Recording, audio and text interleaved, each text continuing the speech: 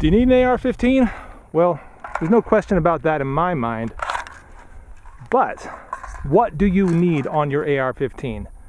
Now there's a question worth exploring. Hey guys, I'm a late Boy Scout. Welcome to my field review of the Ruger AR-556.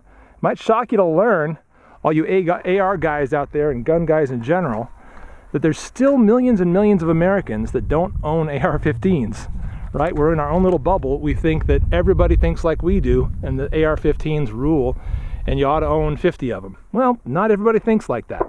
For a lot of guys, they're still on the fence about whether they should buy one at all.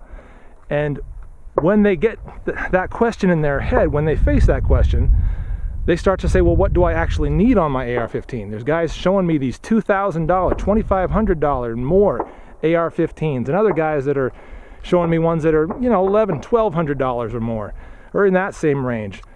Do you actually need all the features on those guns, or can you get by with something a lot simpler, a lot more basic, that's also very good? And that's what we're looking at when we see the AR-556 from Ruger.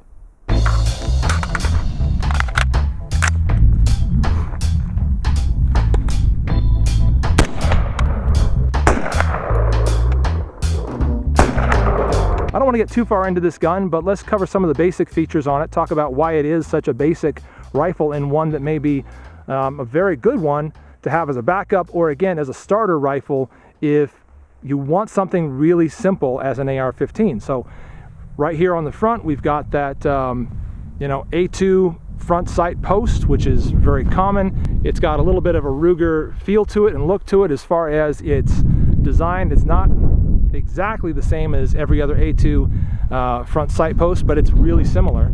And we see a little bit of this up here. That's hot down there, I got to be careful. We've got some texturing right here on the top of this, which makes it so it doesn't reflect the sunlight into your eyes as you're trying to pick up that front sight. The basic A2 bird cage, not exactly an A2 bird cage, but it's basically one. We've also got a very basic handguard on it. It's some type of a polymer or plastic. I don't know if it's got metal on the inside, some kind of an aluminum shield or not, but it's doing its job as far as keeping the heat off of my hand. I'm shooting 100 rounds at a time through this gun, making the barrel and the, all the internals smoke and heat up. But it's not too hot to hold on to, so that's just fine. Look at that barrel. The gun, of course, is chambered in 5.56, and that's what it's marked at the top of it. It's also marked that it is a 1 in 8 twist, which is a great twist rate, a good middle-of-the-road twist rate to handle lots of different bullet weights. It's got a carbine-length gas system, which I've found to be totally reliable on 16-inch barrels like this one, so that should be no problem whatsoever.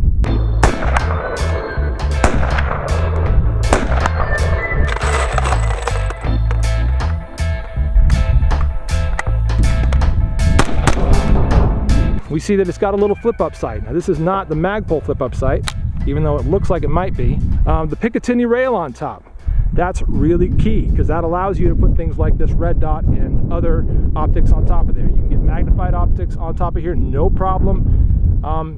Basically, because of that Picatinny rail, you can do whatever you want as far as optics are concerned. Charging handle, very basic, not super ergonomic. It's just got that simple little blade on it. It's fairly nice and thick, so that's good. But it works. What can I say? I mean, it does what it's supposed to do. Same goes with the bolt release catch, a bolt release paddle right there. It's very basic. There's nothing flashy or fancy about it. It does what it's supposed to do. Press it down, sends that bolt home. The safety selector is another thing we can talk about. Very basic, yet it works fine. It is not ambidextrous, you can see that. However, it does seem to be extended as compared to ones that come on, let's say, the M&P 15 Sport. How about the trigger? Have I said yet that there's nothing flashy about this gun? Well, that goes for the trigger too. It's heavy and kind of gritty. The reset is okay. Yeah, it gets pretty heavy there down at the end. I don't know exactly what it weighs, but it's about as bad and about as good as any GI trigger. Trigger guard is better than average. That looks a lot like Magpul's trigger guard, where it is scooping down instead of going straight across, giving you a nice amount of space for your finger whether that's for shooting with gloves or just to make sure that your finger isn't getting trapped and locked and pinched in there. Also, we can see that grip. It's got kind of that traditional A2 angle to it, but it is not the A2 grip. As far as grips are concerned, it feels great. I love that it doesn't have that little A2 hump right here. I don't know how many of you guys like that, but I, for one, absolutely hate it. I'm glad they didn't use it.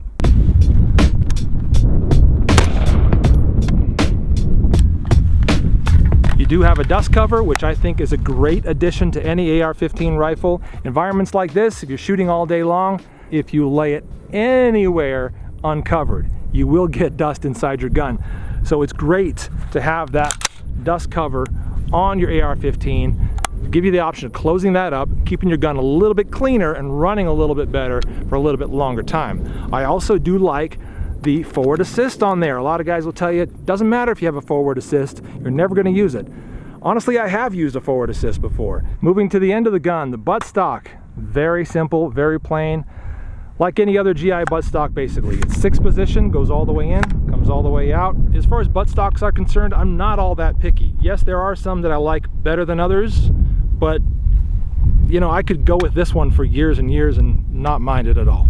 All right, last, sling options. Your sling is a very important part of your gun. You've got to have it on there. And they did give you some pretty good options for mounting a sling. So what you have up here at the front is a quick release, a quick detach. So you can see how that is set up, little hole in there. So you can plug that back in to reattach your sling. So you've got that down at the bottom of the front sight post. And then here on the back, you've got this very standard sling mounting point on the base of the buttstock. So also you can wrap it around through here if you want to do that. Then it's a little easier to sort of attach and, you know, hang over your shoulder in this manner if you like carrying it that way. Would it be better with some more sling options? Sure it would. I would prefer to have something on the inside here, kind of flat this way, so I could bring this thing over like this, instead of having it droop down like that. When it's drooping down like this, over the shoulder is really the only easy way to carry your gun. There's nothing wrong with that, don't get me wrong. You can carry it this way as well, but it's really hard when your sling is drooping down like this to carry your gun like this. All right, and this is the way I like to carry it, with a little more slack here, so my gun is actually attached to my body when I'm pressing it out to take my shots. That's what I prefer, and this doesn't have that. So you are giving up that as well as lots of other things. But what are you getting in return? You're getting a very solidly built rifle from Ruger, and Ruger does a great job with all their guns, in my opinion. I didn't point this out, by the way. The way that top receiver mounts with the lower receiver is so tight. We'll open that up really quickly, show you the inside of it just real quick. Now there's the bolt right there and the bolt carrier group. So that's what that looks like. The way these two parts made up, they're so tight. That's really nice. Now, some guys pay a lot of money to have that feature on their AR-15. You get that on this one for like 600 bucks. Now, having said that, my Smith & Wesson Sport does not made up as tight as this, and it's been perfectly reliable, so maybe we assign a little too much value to a really tight lockup, but it is still nice to have.